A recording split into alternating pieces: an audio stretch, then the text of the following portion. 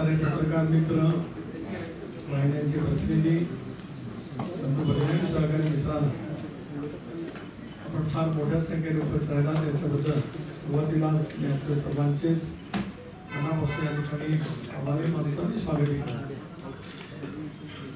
महाराष्ट्राच्या तिसऱ्या टप्प्याचं मतदान 7 तारखेलाच पूर्ण झालं आणि चौथ्या टप्प्याचं मतदान 13 तारखेला होणार आहे. अखेरचा टप्पा आहे तो 20 तारखेला मुंबईसह ठाणा, नाशिक या सगळ्या परिसरातील लोकसभेच्या जागांचं मतदान त्या ठिकाणी होणार. तिसऱ्या टप्प्यापर्यंत एकंदरीत मतदान महाराष्ट्रामध्ये झालं. त्यामध्ये प्रामुख्याने पूर्व विदर्भ, पश्चिम विदर्भ, मराठवाडा,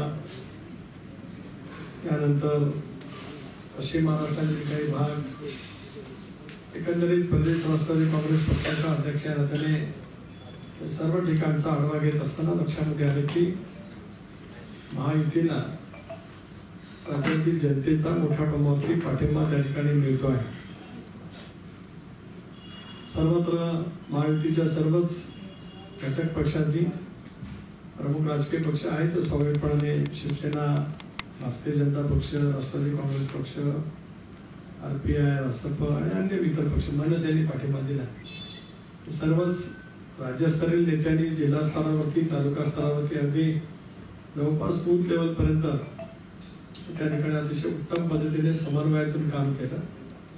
सुरुवातीला काही ठिकाणी काही कारणाच्या बाबतीमध्ये जरूर अडचणी आल्या होत्या, परंतु प्रदेश पातळीवरून प्रमुख पक्षाच्या नेत्यांच्याकडनं योग्य ते समन्वय झाल्याच्या नंतर हेही काही समज गैरसमज त्या ठिकाणी होते ते पूर्णपणाने संपुष्टात आले. त्याच्यामुळे या तिन्ही टप्प्यामध्ये खूप चांगले यश महायुतीला त्या ठिकाणी मिळेल.